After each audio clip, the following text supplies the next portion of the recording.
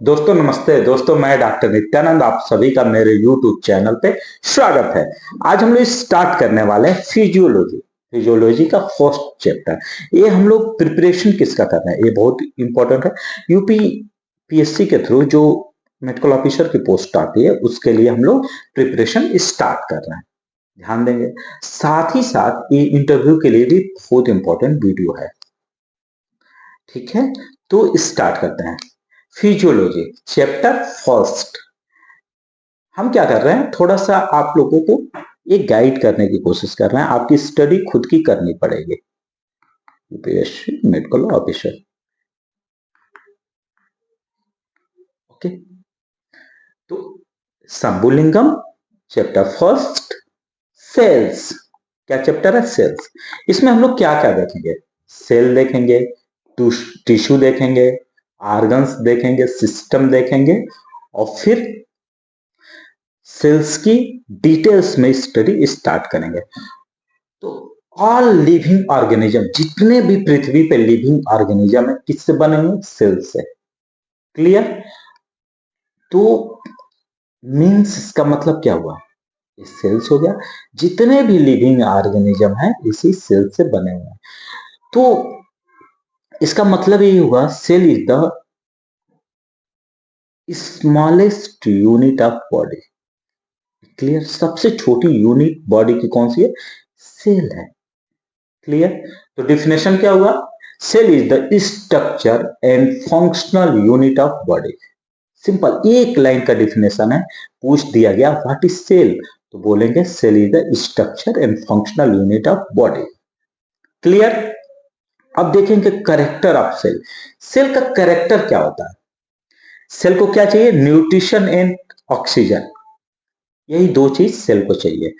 पहला न्यूट्रिशन चाहिए और ऑक्सीजन चाहिए। दूसरा, ये अपनी खुद की एनर्जी, सेल जो होती है खुद की एनर्जी प्रोड्यूस करता है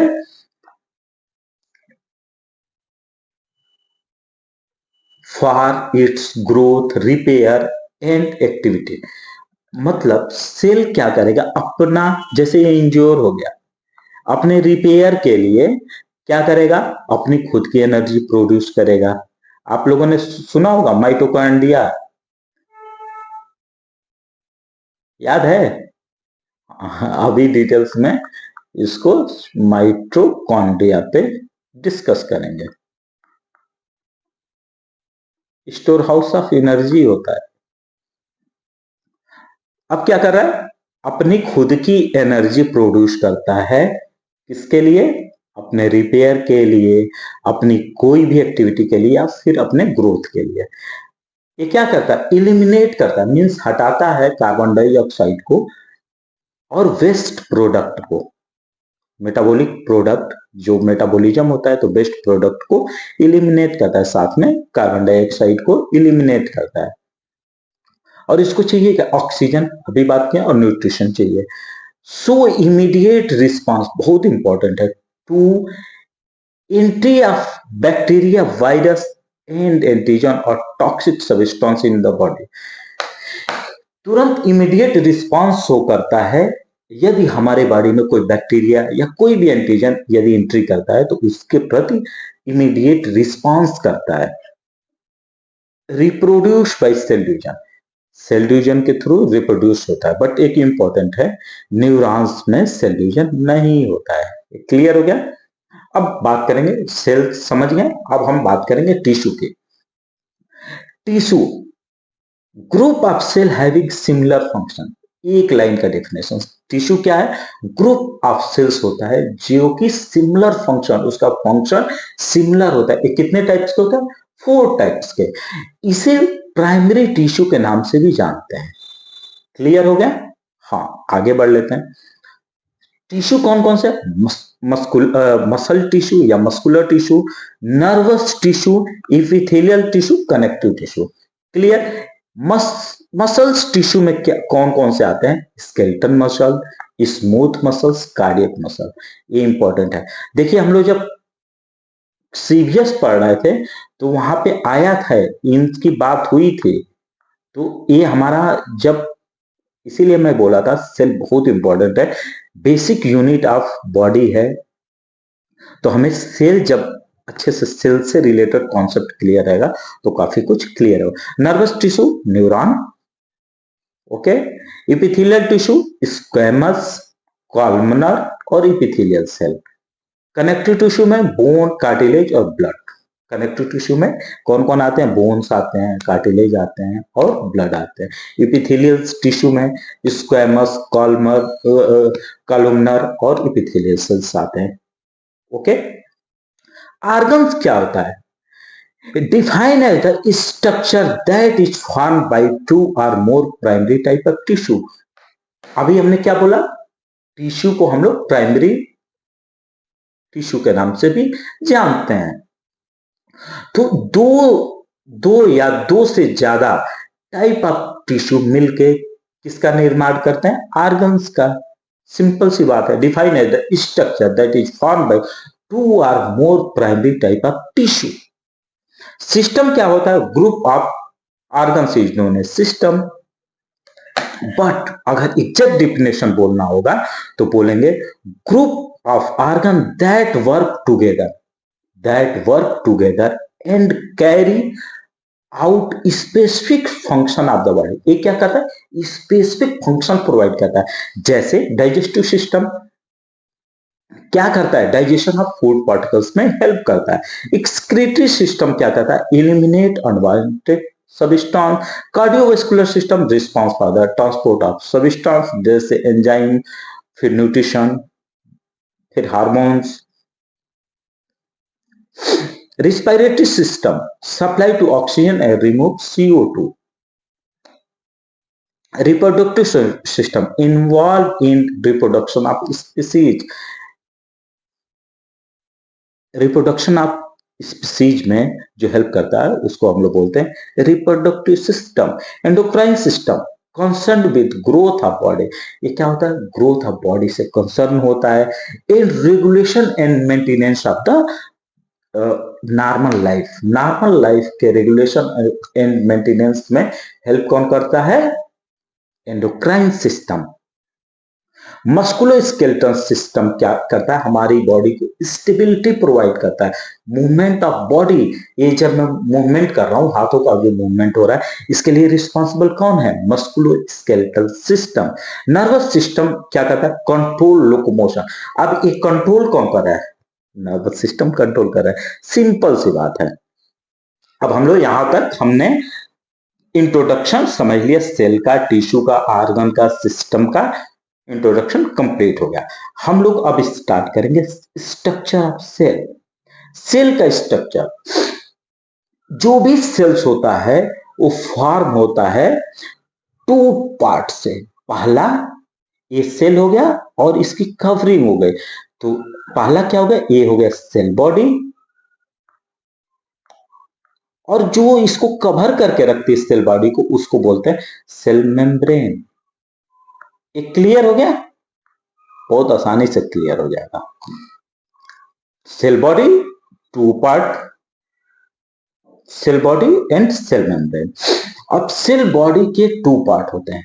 एक होता है साइटोप्लाज्म, दूसरा होता है nucleus. Cytoplasm and nucleus. Nucleus is cell body हो गई, यहां पे न्यूक्लियस हो गया, इसकी अराउंड साइटोप्लाज्म होते हैं। साइटोप्लाज्म, ये क्लियर होगा? साइटोप्लाज्म जो होता है एक जेली लाइक स्ट्रक्चर होता है। अभी साइटोप्लाज्म क्या होता है? एक जेली लाइक स्ट्रक्चर होता है, जेल की तरह होता है, और जो कि किसको कवर करके रखता है? न्यूक्लियस को। यहां पे हम देखेंगे सेल मेम्ब्रेन, प्लाज्मा मेम्ब्रेन या प्लाज्मा लेमा। सेल मेम्ब्रेन को तीन नामों से जाना जाता है। सेल मेम्ब्रेन, प्लाज्मा मेम्ब्रेन, या फिर इसको बोलते हैं प्लाज्मा लीमा। ये क्या करता है? सेल मेम्ब्रेन, अब ये हमने देखा था अभी, ये हमने क्या किया? इस सेल देख लिया, सेल बॉडी देख लिया, और उसको कवर करके कौन रख रहा है? Cell membrane. ये क्लियर? तो ये क्या कर रहा है? अब सिंपल, कुछ करने की जरूरत नहीं, बस सोचना है। इसको शेप कौन प्रोवाइड कर रहा है? यही ए सेल बॉडी हो गई, और इस सेल मेम्ब्रेन क्या कर रहा है? इसको शेप प्रोवाइड कर रहा है। सेल के अंदर जो फ्लूइड होता है उसको बोलते हैं आईसीएफ, इंट्रासेल्यूलर फ्लूइड। और सेल के बाहर क्या होता है? ECF, extra cellular fluid. ये दोनों को क्या करता है? एक दूसरे से बाइफरकेट करता है, दूर रखने का काम करता है। कौन रखने का काम करता है? Cell membrane. अदरवाइज क्या होगा कि इंट्रासेल्युलर फ्लूइड चला जाएगा एक्स्ट्रा सेल्युलर फ्लूइड में, और एक्स्ट्रा सेल्युलर फ्लूइड चला जाएगा इंट्रासेल्युलर फ्लूइड में। ये क्लियर हो गया? फिर क्या कर रहा है? प्रोटेक्टिव मेम्ब्रेन बचाने का काम करता है, work like a protective membrane. अगर ये ना रहे तो इसके सेल इस टाइप का हो सकता है, इस टाइप का हो जाएगा सेल मेम्ब्रेन, सेल बॉडी। तो ये क्या करता है? शेप प्रोवाइड करने का काम करता है। Work like semi permeable membrane, मतलब किसको अंदर एंट्री देनी है उसके लिए रिस्पॉन्सिबल कौन होता है? Cell membrane. जैसे मेरे रूम में किसको आना है, वहां पे एक गार्ड है, और उसकी जिम्मेदारी है कि वो क्या करे, चारों तरफ से वॉल है, और वो उस पे रिसेप्टर लगे होते हैं। सेल पे क्या होते हैं? सेल मेम्ब्रेन पे रिसेप्टर। किसको अंदर एंट्री देना है वो रिसेप्टर डिसाइड करते हैं। क्लियर? तो सेल मेम्ब्रेन एक प्रोटेक्टिव शीट होती है जो कि कवर करती है सेल बॉडी को। इट सेपरेट करती है एक्स्ट्रा सेलुलर फ्लूइड और इंट्रासेलुलर फ्लूइड को। इस सेमी परमिएबल मेम्ब्रेन होती है। एक क्लियर हो गया? कंपोजिशन ऑफ सेल्स बहुत इजी है, तीन चीजों से मिलकर बना हुआ है, प्रोटीन, लिपिड और कार्बोहाइड्रेट। 55% प्रोटीन, फिर 40% लिपिड और 5% कार्बोहाइड्रेट। बहुत आसान है। 50% हमने याद कर लिया, 50, 40 और 5। प्रोटीन, 40% लिपिड और 5% कार्बोहाइड्रेट। ये इसका कंपोजिशन है। तीन तरह के सबस्टांसेस सेल मेम्ब्रेन फॉर्म होता है। फंक्शन ऑफ सेल मेम्ब्रेन वही अभी हमने बात किया। अच्छा, अभी सेलेक्टिव परमेबिलिटी, किसको अंदर जाना है ये डिसाइड कौन करता है? Cell membrane. Protective sheet protection का काम करती है। एब्जॉर्बिव फंक्शन, एब्जॉर्ब करती है। किसको एब्जॉर्ब करती है? न्यूट्रिशन को। एक्सक्रीटरी फंक्शन भी होता है, जैसे सेल्स में जो वेस्टेज प्रोडक्ट है जो भी, तो उसको निकालने, मेटाबॉलिज्म के बाद जो वेस्ट हुआ उसको निकाल, कैसे, किसके थ्रू निकलेगा? सेल मेम्ब्रेन के थ्रू। बहुत इजीली क्लियर हो जाएगा। और O2 एक्सचेंजेज ऑफ गैसेज का काम करती है, जैसे CO2 को एक्सपेल करती है और O2 को एब्जॉर्ब करती है। ठीक है? Maintenance of shape and size. Clear? अब देख लेंगे एक बार साइटोप्लाज्म। अभी बात किए थे साइटोप्लाज्म जेली लाइक मटेरियल, जो कि साइटोप्लाज्म में क्या होता है? जेली लाइक मटेरियल होता है, जेली। ठीक है? ये 80% किससे बना होता है? वाटर से बना होता है। और इसमें एक क्लियर लिक्विड लाइक स्ट्रक्चर होता है जिसको हम लोग बोलते हैं साइटोसॉल। बहुत इंपॉर्टेंट है। साइटोप्लाज्म में 80% वाटर होता है और जेली लाइक स्ट्रक्चर होता है। इसमें एक लिक्विड, क्लियर लिक्विड पोर्शन को हम लोग क्या बोलते हैं? साइटोसॉल। ये क्लियर हो गया? साइटोप्लाज्म के दो जोन होते हैं। सेल बॉडी हो गया, साइटोप्लाज्म के दो जोन होते हैं। एक जो सेल मेम्ब्रेन के पास होता है, सॉरी, सेल बॉडी के जो पास होता है, यहां पे हमारी सेल मेम्ब्रेन हो गई और एक सेल बॉडी हो गई। तो जो पास वाले होते हैं उसको हम लोग क्या बोलते हैं? सेल मेम्ब्रेन के जो पास होता है जस्ट बीनीथ, तो उसको बोलते हैं एक्टोप्लाज्म। ये नहीं क्लियर हुआ? अभी क्लियर हो जाएगा। ये हमने सेल ले लिया, सेल बॉडी हो गई और ये सेल मेम्ब्रेन हो गया। तो सेल मेम्ब्रेन के जो पास में साइटोप्लाज्म होता है उसको बोलते हैं एक्टोप्लाज्म। ये क्लियर हो गया? अब क्लियर हो गया होगा। और जो दूर होता है, इनर पार्ट में जो होते हैं, इनर पार्ट में, उसको हम लोग बोलते हैं एंडोप्लाज्म।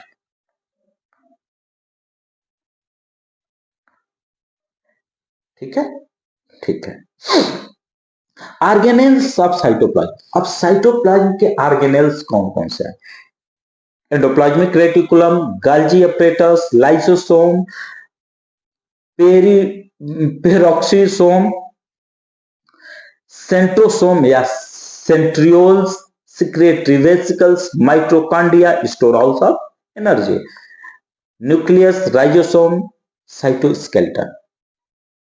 इसकी स्टडी हम लोग क्या करेंगे, नेक्स्ट वीडियो में करेंगे। एक और इंपॉर्टेंट बात हम लोग क्या करेंगे, अभी मैं सोच रहा हूं कि हम लोग यूपीपीएससी का प्रिपरेशन स्टार्ट करें, ठीक है, क्योंकि टाइम इसमें स्टार्टिंग से कुछ लोग मुझे कमेंट करके पूछ रहे हैं कि कौन सी बुक पढ़ें, तो उसके लिए मैं एक वीडियो बनाया हूँ, आप मेरे चैनल पे एक बार देख लेंगे तो काफी कुछ वहां से क्लियर हो जाएगा। मैंने बताया कि कैसे बुक को, कौन सी बुक को पढ़ना है, कैसे पढ़ना है। एक और इम्पोर्टेंट बात है, हम लोग डिटेल्स में डिस्कस करते रहेंगे, लाइन बाय लाइन यदि आप स्टडी करते हैं अच्छे से तो ये बेहतर है। क्या करेंगे, जैसे एक एग्जांपल के तौर पे हम आपको बताते हैं, जैसे हमने एनाटॉमी किसकी पढ़ी थी, मैं तो पोद्दार की भी पढ़ा था, बीडी चौरसिया की भी पढ़ा था, फिजियोलॉजी शंभुलिंगम के, फार्मेसी मंडल एंड मंडल के, आर्गेनान आर्गेनान की ओरिजिनल बुक जो है डॉक्टर हैनीमैन की वो पढ़ लीजिए, और क्या है, एके दास की पढ़ लीजिए। मटेरियल के लिए दो बुक मैं रिकमेंड करूंगा, इसके दुबे पढ़ते रहिए, साथ में एलेंस बहुत इंपॉर्टेंट है, एलेंस को पढ़िए। ये फर्स्ट ईयर की बात है। क्या करना है कि अभी बुक पढ़िए ना, टाइम है, बुक को अच्छे से पढ़िए। दूसरी बात, यदि आप हमसे जुड़ना चाहते हैं तो मैं मेरे टेलीग्राम चैनल का लिंक डिस्क्रिप्शन में पड़ा हुआ है, वहां से मुझसे जुड़ सकते हैं। और मैं एवरी संडे कोशिश कर रहा हूं 8 PM पे लाइव आने की। यदि आपकी कोई क्वेरीज होगी तो आप मुझसे लाइव पूछ सकते हैं। कमेंट बहुत आ रहे हैं, इस वजह से सारे कमेंट का रिप्लाई कर पाना थोड़ा डिफिकल्ट है, बट यूट्यूब पे मैं लाइव आऊंगा, आपकी जो भी क्वेरीज होगी मैं कोशिश करूंगा उसको सॉल्व करूं। बाकी यदि मेरा चैनल पसंद आता है तो लाइक करें, सब्सक्राइब करें और दोस्तों में शेयर करें। Thank you.